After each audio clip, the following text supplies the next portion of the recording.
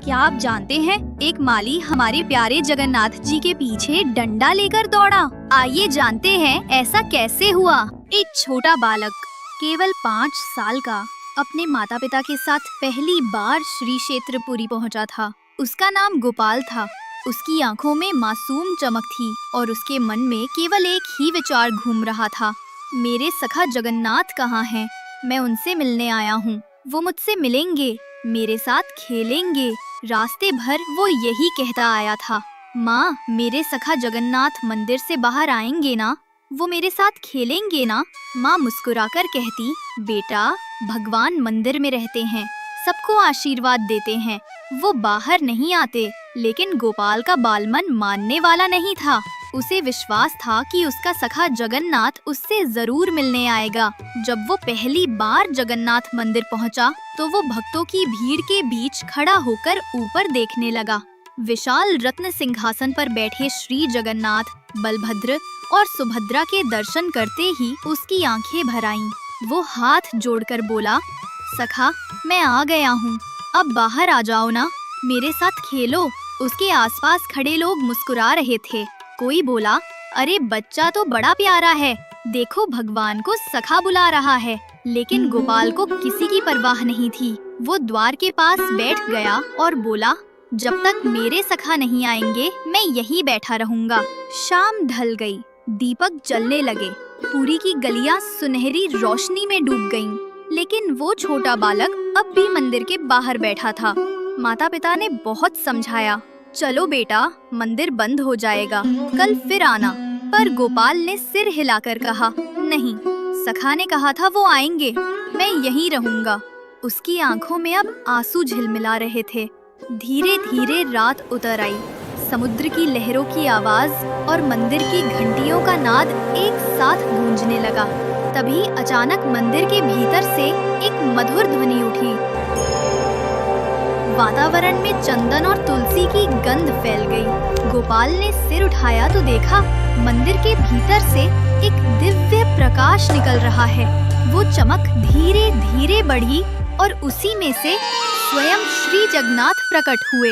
लेकिन वे विशाल मूर्ति के समान नहीं थे, वे भी गोपाल जैसे ही बाल स्वरूप में थे, नीली आभा वाले, मुस्कुराते हुए, और उनके नन्हे हाथ में पीतांबर की किनारी लहरा रही थी। वे आगे बढ़े, गोपाल का हाथ पकड़ा और बोले, चल सखा, बहुत देर से बुला रहा है, अब खेलते हैं। गोपाल की आंखें चौड़ी हो गईं, उसका चेहरा खिल उठा। आप सच में आ गए सखा, सब कहते थे आप बाहर नहीं आते। जगन्नाथ मुस्कुराए, जिसका प्रेम सच्चा हो उसे जगन्नाथ कभी इनकार नहीं करते। दोनों ने हाथ में हाथ डालकर मंदिर के सिंहद्वार से बाहर कदम रखा। रात का समय था, चांदनी चमक रही थी, गलियों में दीपक टिमटिमा रहे थे। वे दोनों खेलते हंसते नगर के बाहर खेतों की ओर चले गए। वहाँ एक बड़ा कटहल का पेड़ था, जिस पर भारी भारी फल झूल रहे थे। गोपाल बोला, सखा ये फल कितने बड़े हैं, खाएं? श्री जगन्नाथ ने आंख मारी और हंसते हुए बोले, तो चल चोरी करते हैं। दोनों धीरे धीरे पेड़ के पास पहुँचे। गोपाल नीचे खड़ा रहा और जगन्नाथ बाल स्वरूप में पेड़ पर चढ़ गए। एक कटहल तोड़ा, नीचे गिराया और दोनों जोर जोर से हंसने लगे। गोपाल ने कहा, सखा अब अगर माँ ने देखा तो डांटेंगी। जगन्नाथ ने हंसते हुए कहा, अगर माँ डांटेंगी तो मैं बोल दूंगा मैंने दिया है। दोनों पेड़ के नीचे बैठ गए, कटहल के मीठे टुकड़े तोड़े और खाने लगे। गोपाल के होठों पर रस लग गया तो जगन्नाथ ने अपनी छोटी उंगली से पोंछ दिया। उस पल में मानो समय थम गया। केवल बालक और भगवान दोनों के बीच असीम स्नेह बह रहा था। तभी उस बगीचे का माली उन्हें देख लेता है और डंडा लेकर उनके पीछे पड़ जाता है। वो दोनों भागकर वापस पूरी मंदिर आ जाते हैं। धीरे धीरे रात बीत गई।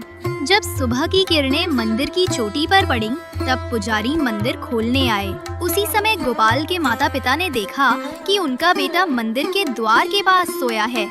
चेहरे पर मुस्कान है और उसके बगल में आधा खाया हुआ कटहल रखा है। वे बोले, बेटा ये कहाँ से आया? गोपाल ने उनींदी आवाज में कहा, सखा जगन्नाथ मेरे साथ खेले थे, उन्होंने कटहल तोड़ा था। माँ ने कहा, बेटा तुमने सपना देखा होगा। तभी मंदिर के पुजारी दौड़ते हुए आए। वे बोले, आज मंदिर में एक अद्भुत बात हुई।